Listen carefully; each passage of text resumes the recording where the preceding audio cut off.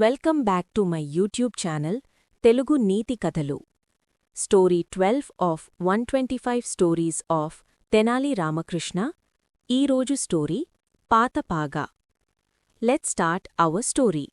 విజయనగర సామ్రాజ్యం తన వైభవం, సంపద, సాంస్కృతిక గొప్పతనంతో ప్రసిద్ధి చెందింది. ఆ రాజ్యానికి రాజువైన కృష్ణదేవరాయలు ధైర్యవంతుడు, న్యాయపరుడు, ప్రజల పట్ల అపారమైన ప్రేమ కలిగినవాడు. ఆయన పాలనలో ప్రజలు సుఖసంతోషాలతో జీవించేవారు. రాజసభలో ప్రతిరోజూ పండితులు, కవులు, మంత్రులు చేరి వివిధ విషయాలపై చర్చించేవారు. ఆ సభలో అత్యంత తెలివైనవాడు తెనాలి రామకృష్ణుడు. అతని చమత్కారం, చాకచక్యం, సమయస్ఫూర్తి అందర్నీ ఆకట్టుకునేవి. ఒకరోజు సమీప గ్రామంలో జరుగుతున్న ఒక పెద్ద పండుగకు రాజును ఆహ్వానించారు. రాజు వెంటనే అంగీకరించి తెనాలిని కూడా తనతో రావాలని చెప్పాడు. పండుగ రోజు రాజు ఎంతో అలంకారంగా బంగారు కిరీటం, విలువైన ఆభరణాలతో సిద్ధమయ్యాడు. తెనాలి మాత్రం సాధారణ దుస్తుల్లో కొంచెం పాతగా, చినిగిన పాగతో వచ్చాడు.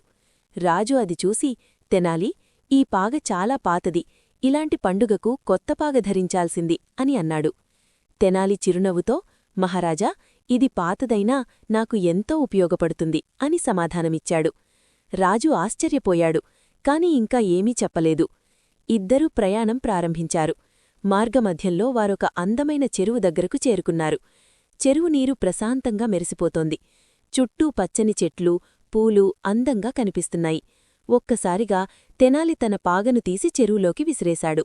అది చూసి రాజు ఆశ్చర్యపోయి, ఇదేమిటి తెనాలి, నీ పాగను ఎందుకు నీళ్లలోకి విసిరేశావు అని అడిగాడు.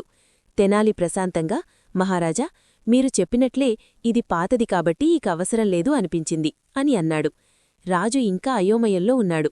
అప్పుడు తెనాలి మెల్లగా, మహారాజా, ఇప్పుడు మీరు మీ కిరీటాన్ని నీళ్లలోకి విసిరండి అని అన్నాడు.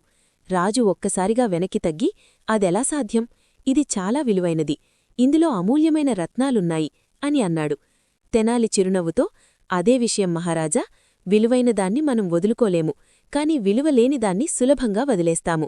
మీరు నాకు కొత్త పాగ కొనమన్నారు, కాని కొత్తది విలువైనదైతే దాన్ని నేను ఇలానే ఉపయోగించలేను.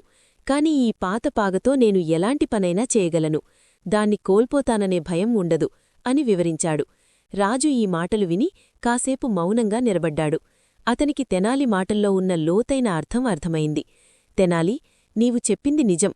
వస్తువుల విలువ వాటి కొట్టదనంలో కాదు, వాటి ఉపయోగంలో ఉంది అని అన్నాడు. తెనాలి నమస్కరించి, మహారాజా, ప్రతి వస్తువుకి తనదైన విలువ ఉంటుంది. మనం బయటకు కనిపించేదాన్ని చూసి మాత్రమే నిర్ణయించకూడదు అని అన్నాడు. అంతలో గాలి బలంగా వీచి కొంత గందరగోళం ఏర్పడింది. కొంతమంది సైనికులకు సహాయం చేయడానికి తెనాలి తన పాత పాగలాంటి వాటిని ఉపయోగించాడు. అది చూసి రాజు మరింత ఆశ్చర్యపోయాడు. చివరికి ఇద్దరూ గ్రామానికి చేరుకున్నారు. ప్రజలు ఆనందంగా స్వాగతం పలికారు. పండుగ ఘనంగా జరిగింది. కాని ఆ రోజు రాజు ఒక గొప్ప పాఠం నేర్చుకున్నాడు. పాతదైనా పనికొస్తే అది విలువైనదే. వస్తువుల అసలు విలువ వాటి ఉపయోగంలోనే ఉంటుంది.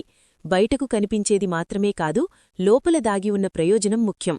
ఆ రోజునుంచి రాజు ఎవరినైనా లేదా ఏదైనా బయటకు చూసి మాత్రమే నిర్ణయం తీసుకోకుండా లోతుగా ఆలోచించి నిర్ణయం తీసుకోవడం ప్రారంభించాడు.